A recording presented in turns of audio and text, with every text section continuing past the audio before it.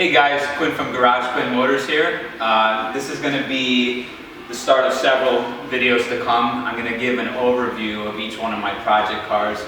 It is currently winter here in Connecticut, so as far as giving in-depth reviews and driving footage, those are going to have to wait till the spring of 2015, but I figure for now I can give a general review and a little bit about some of the cars and what's done to them. So I'm going to do this chronologically. We're going to start with my 1991 Mazda Miata. This car is pretty significant. I bought it back in 2005. This is technically my first rear-wheel drive sports car.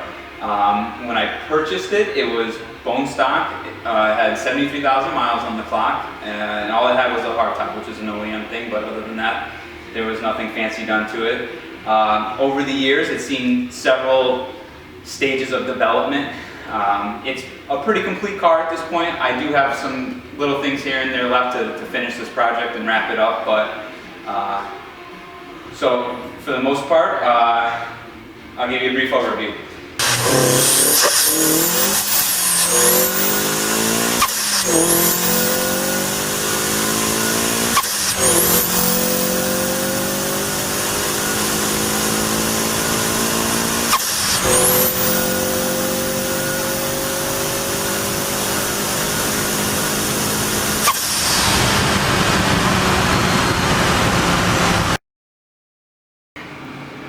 Alright, so we'll start here with the engine.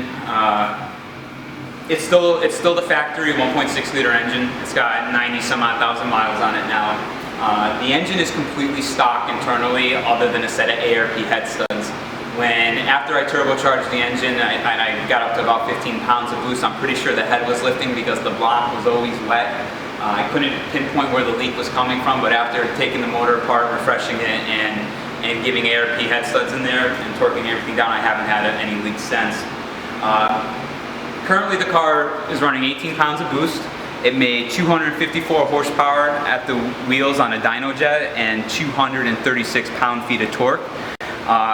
The turbo setup originally started with a base Greddy kit. All that's left from the Greddy kit now, however, is the turbo manifold and the turbo itself, which is the TDO4H15G. As you can see here, the downpipe is from Bell Engineering. It's a 2.5-inch diverted downpipe for the internal wastegate. The whole exhaust system is 2.5-inch inner diameter on the way out. The wastegate actuator is upgraded from the stock one. The stock actuator that comes with the Greddy kit is only good for 5.5 psi. When you start raising boost up above 10 psi, you get massive spikes and issues trying to maintain that boost level.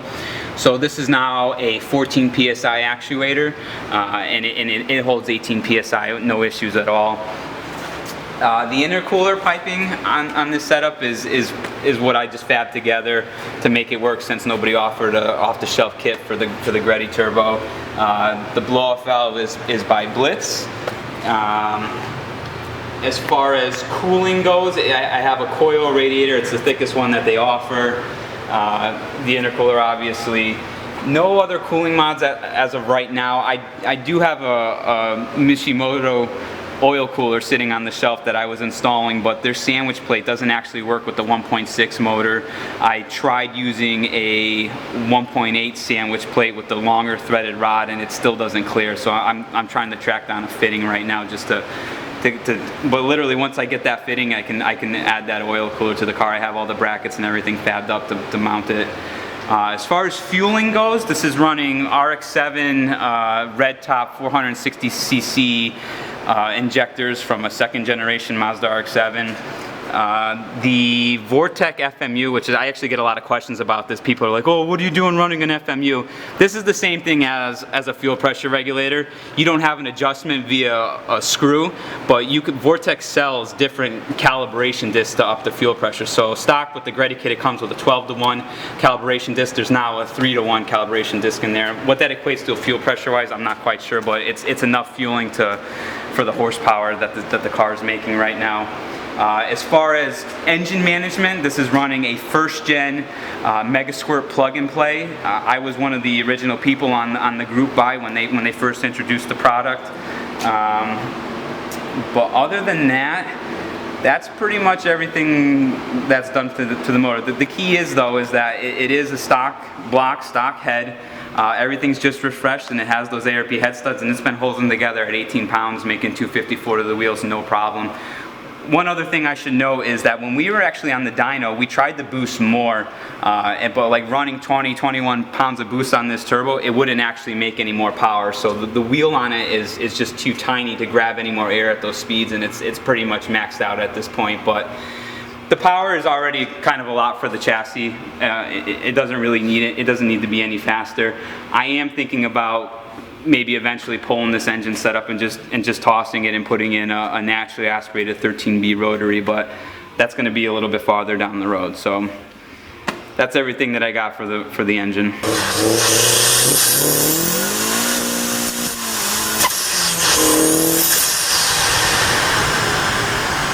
Alright, so moving along to the exterior here. There's not much left that I really want to do to the exterior looks of the car. I like Mazda's original design with the retro body lines, and I just want to add a couple bits here and there to kind of exaggerate that a little bit. So starting with the front lip is made by Garage Very. I'm sure most of you are familiar with that lip. I picked this up long time ago before they were really popular over here, and kind of before they were being replicated by other companies. I like it. It's not bad, but it is kind of borderline, taking away from the retro appearance of the car.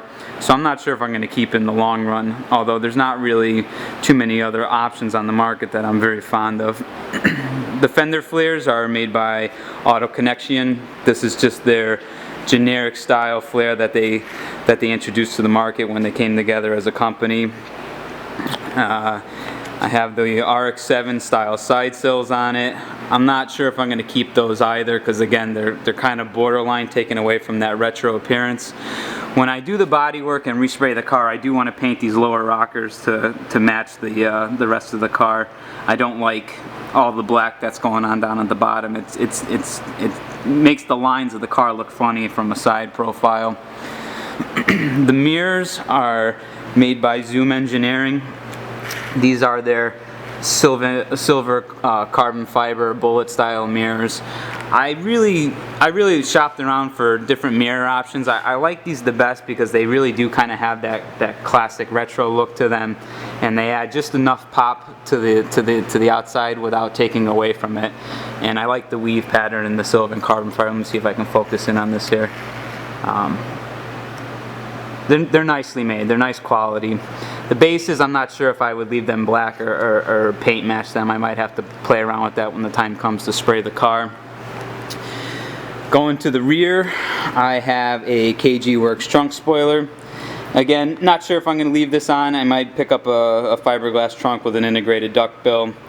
I still have the factory taillights, although I do have sitting in a box ready to go is the Garage Very single round tail light conversion. But I'm waiting to put that on until when I do the body work and paint the car, so I could just spray them at the same time. Other than that, OEM hardtop. I think this is kind of a must for the early NA Miatas especially. Personally, I think these cars look a little bit too girly with the soft top on or the top down. This car no longer has a soft top in it. It's removed, so I just kind of keep the hardtop on all the time. And see if I can show you the back. I'm not sure if you can really see through with the glare, but there's no soft top left.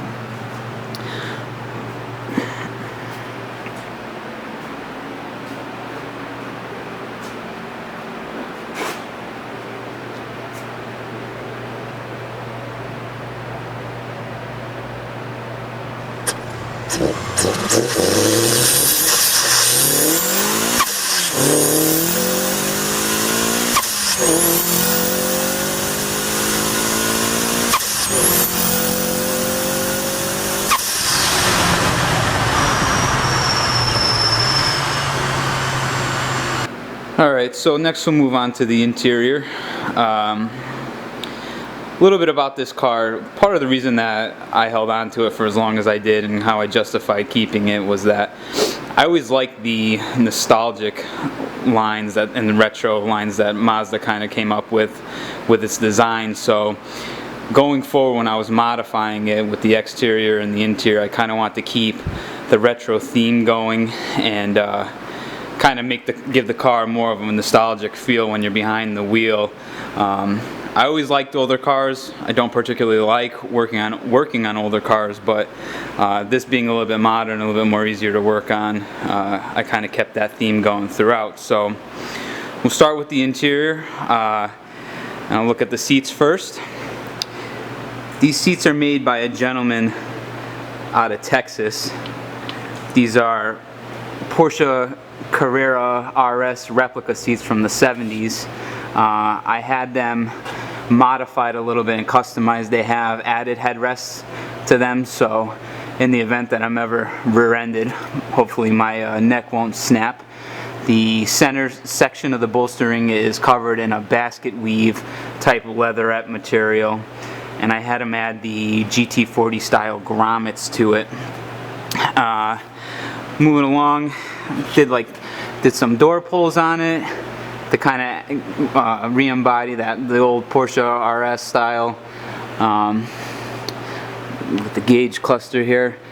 The gauge cluster is made by a company called KG Works. This is their independent look cluster glass.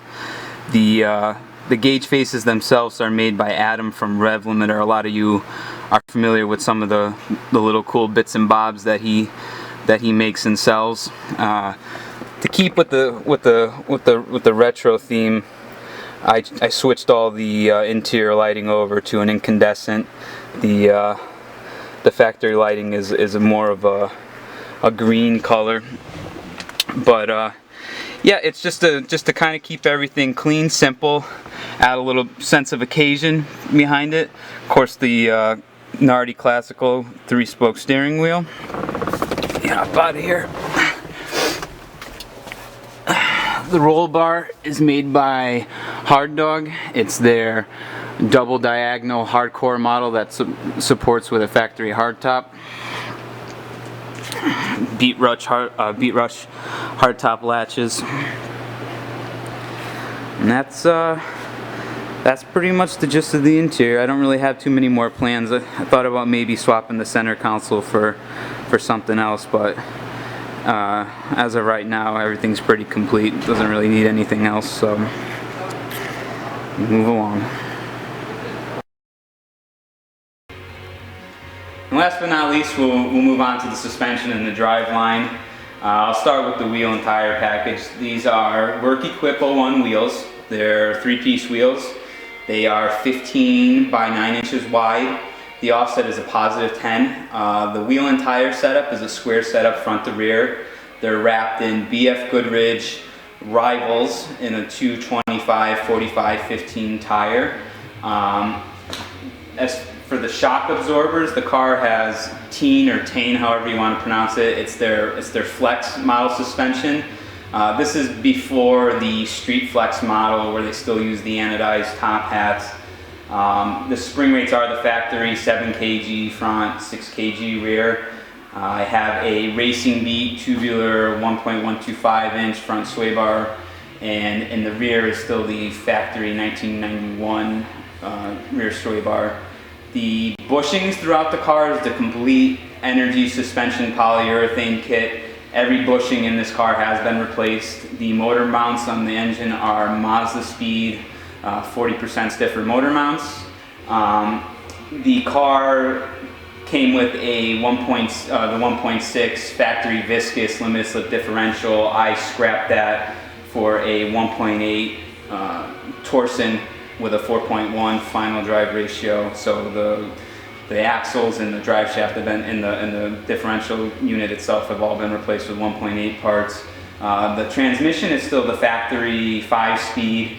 I am on my second transmission on this car. Not very aggressive on gearboxes, but I did have a bearing failure. I'm pretty sure it's just due to the amount of power that the car is making. The clutch is a ACT Extreme pressure plate with a 6-puck unsprung race disc, and the flywheel is an ACT 12-pound flywheel. Other than that, and I should add, there is some bracing done to the car. I have the Flying Miata frame rail braces.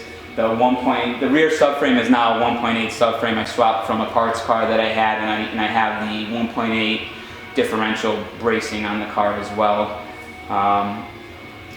Other than that, I don't think there's really anything else to know. I do have a KG Works, or I'm sorry, not KG Works, a Beat Rush aluminum under tray because the factory plastic under tray no longer fit with the intercooler piping. But aside from that, when I did the suspension refresh, I had everything off of the car: the subframes, the suspension, the engine out. I undercoated the whole car, took any surface rust off. Everything's completely undercoated, which actually adds a little bit of sound deadening also. It's nice. All the control arms, subframes are powder coated, and everything is completely refreshed. All new ball joints, all new suspension hardware and bolts. So you look underneath the car and it's pretty brand new looking. I'm just anal, and if I'm gonna keep a car, I want it to be to my liking. So I go through them and give them that full treatment. It's a pain in the ass doing it. It's a lot of hours and it's a lot of time off of your life that you'll never get back, but I think the end result is definitely worth it. And if you're just a nut like me, then you can justify the means to do it. So wrapping up here, going forward, like I said, this car is pretty much a complete car. The engine's addressed, the interior is addressed, the body for the most part, other than the paint job and the body work, is all done. Suspension is all set. The only thing that, like I said, I have left in store is definitely the bodywork. I want to put the garage area taillight conversion in it and respray it. Long-term plans, I would like to get rid of the 1.6 engine. It's not bad. I mean, it's nice when you're in the power. It allows. It's a pretty fast car and it's a little bit of a handful. But you know, given that you're going from an engine that makes literally 10 horsepower off boost to 254 at the wheels. When you're trying to make the rear end move around and have a little bit of fun with it around tighter corners, you can't always do that if you're not in the power band. So that's why I would kind of prefer something a little bit higher revving, a little bit more linear power, but within the same power band range. And I'm really looking at a naturally aspirated 13B. I used to have a second gen RX-7 with that setup, and it was fantastic. I think it would be phenomenal in a Miata. So. If you want to see some driving footage, I'll put some links in this video to some in-car shots when I was running this at the Lime Rock Wells Fargo Axis shootout over the summer, just to get an idea for what the car's like and how the power band is. But stay tuned for more videos in this series. We'll go over some of the other cars that I have throughout the winter, and then in the long term, in the summer, I'll try to get a full in-depth review and driving impressions to kind of show you guys really what it's like to drive the car and see what at the limit behavior is like. So stay tuned, and that's all I got for now. Okay, so a little bonus segment here. We're going to call this Will Joe Fit? This is my friend Joe St. Amand. He's whopping 6'5" short. And interesting enough, his daily driver is a Fiat 500 Abarth, and he fits in that without any issue, but many other vehicles on the market today are very challenged for him to fit. So, will Joe fit into my 1991 Mazda Miata? Let's give it a try.